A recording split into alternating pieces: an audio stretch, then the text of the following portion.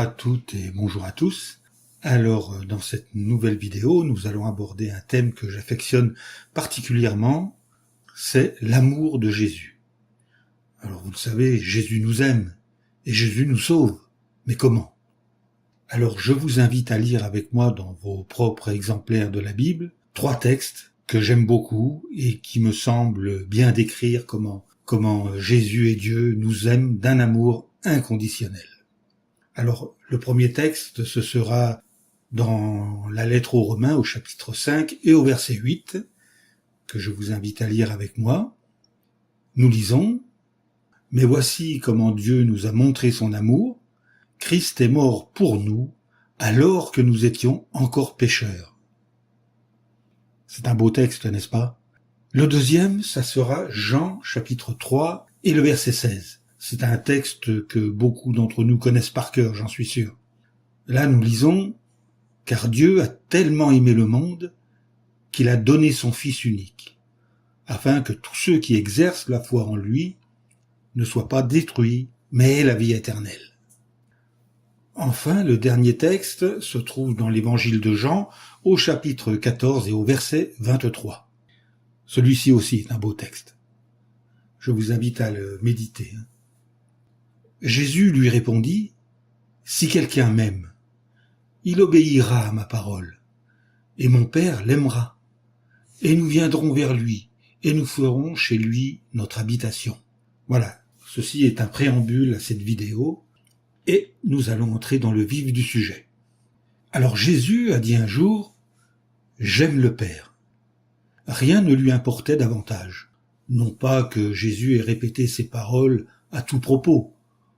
En fait, Jean chapitre 14 verset 31 est le seul verset où Jésus formule aussi explicitement son amour pour son Père. Mais Jésus vivait ces paroles. Son amour pour le Père transparaissait dans chacun de ses actes. Son courage, son obéissance, son endurance en étaient autant de manifestations. Cet amour motivait son ministère tout entier. En fait, aucun humain n'a jamais aimé Jéhovah autant que Jésus. Aucun ne l'a égalé dans l'obéissance à ce qu'il a lui-même désigné comme le plus grand des commandements divins, à savoir « Tu dois aimer Jéhovah ton Dieu de tout ton cœur, de toute ton âme, de toute ta pensée et de toute ta force. » Selon Marc chapitre 12 verset 30. Comment Jésus a-t-il conçu cet amour? Comment l'a-t-il gardé fort pendant sa vie sur terre? Et surtout, comment pouvons-nous l'imiter? Jésus était un homme d'une profonde empathie. Il comprenait et partageait les sentiments de ceux qui souffraient. Même s'ils n'étaient pas dans leur situation, il ressentait véritablement leur peine. En Hébreux chapitre 4 verset 15, nous lisons « Car nous n'avons pas un grand prêtre incapable de compatir à nos faiblesses, mais un grand prêtre qui, sous tout rapport, a été mis à l'épreuve comme nous, mais sans péché. » Souvenez-vous, quand il a guéri une femme atteinte d'un flux de sang depuis 12 ans, il a parlé de son mal comme d'une pénible maladie. Preuve qu'il était conscient de la détresse et des souffrances de cette femme. Vous trouverez ce récit dans l'évangile de Marc au chapitre 5, les versets 25 à 34. Également, souvenez-vous, quand il a vu Marie et d'autres pleurer la mort de Lazare, il a été remué par leur chagrin. Son émotion était telle que même s'il savait qu'il allait ressusciter son ami, il a versé des larmes. Jésus nous a laissé un exemple d'amour plus remarquable encore que les miracles. Comment? En prêchant la bonne nouvelle du royaume. Il a dit « Je dois annoncer la bonne nouvelle du royaume de Dieu aux autres villes aussi, car c'est pour cela que j'ai été envoyé. » Selon l'évangile de Luc, chapitre 4, verset 43. Pourquoi Jésus donnait-il la priorité à cette activité?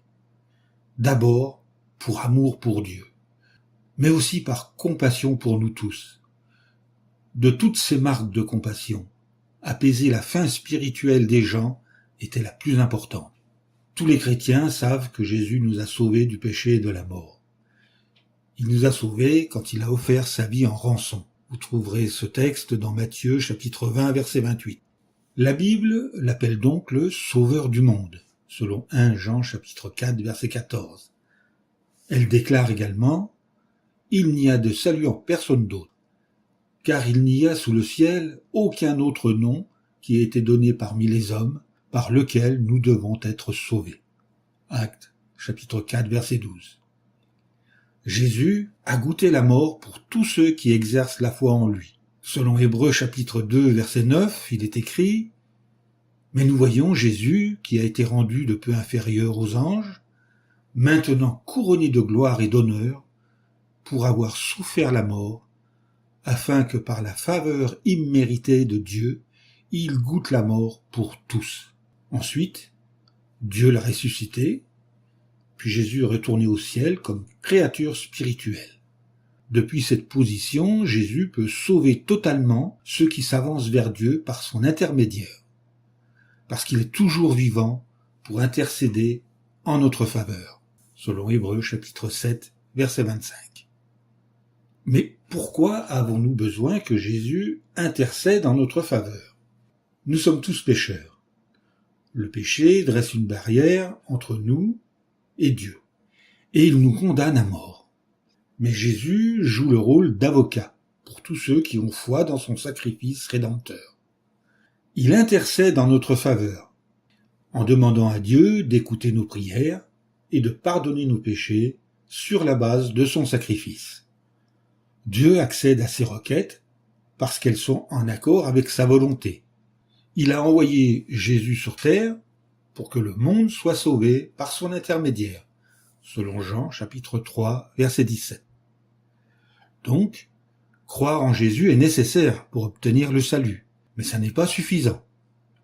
La Bible dit « De même que le corps sans esprit est mort, de même aussi la foi sans œuvre est morte », selon la lettre de Jacques au chapitre 2 et au verset 26. Pour être sauvés, nous devons avoir une foi active. Nous devons apprendre à connaître Jésus et son Père, Jéhovah, selon Jean chapitre 17 verset 3. Et nous devons bien sûr avoir foi en eux, selon Jean chapitre 12 verset 44. D'ailleurs, dans ce texte, il est écrit « Cependant, Jésus cria, « Tout homme qui a foi en moi, a foi non seulement en moi, mais aussi en celui qui m'a envoyé. » Nous devons également démontrer notre foi en obéissant à leurs commandements, à Jésus et à Dieu. Pourquoi donc m'appelez-vous Seigneur, Seigneur, mais ne faites-vous pas ce que je dis? Jésus nous a enseigné que ce ne sont pas tous ceux qui l'appellent Seigneur, Seigneur, qui seront sauvés, mais uniquement ceux qui font la volonté de son Père qui est au ciel, selon Matthieu chapitre 7, verset 21. Donc, nous devons continuer à manifester une foi active, malgré les persécutions en tout genre, les insultes verbales, les agressions physiques, les emprisonnements, etc., etc. Jésus l'a clairement fait comprendre quand il a déclaré « Celui qui aura enduré jusqu'à la fin sera sauvé ». Matthieu, chapitre 24, verset 13. Voilà, j'arrête là cette allocution. C'est un thème que j'affectionne beaucoup et je pourrais continuer ainsi pendant des heures. Mais je pense que là, nous avons déjà pas mal de matière à méditer. Je vous invite donc à continuer à creuser la parole de Dieu, à la méditer, toujours sans préjugés, et à continuer à progresser dans la connaissance du vrai Dieu et de son Fils unique engendré, Jésus-Christ. À bientôt pour une nouvelle vidéo.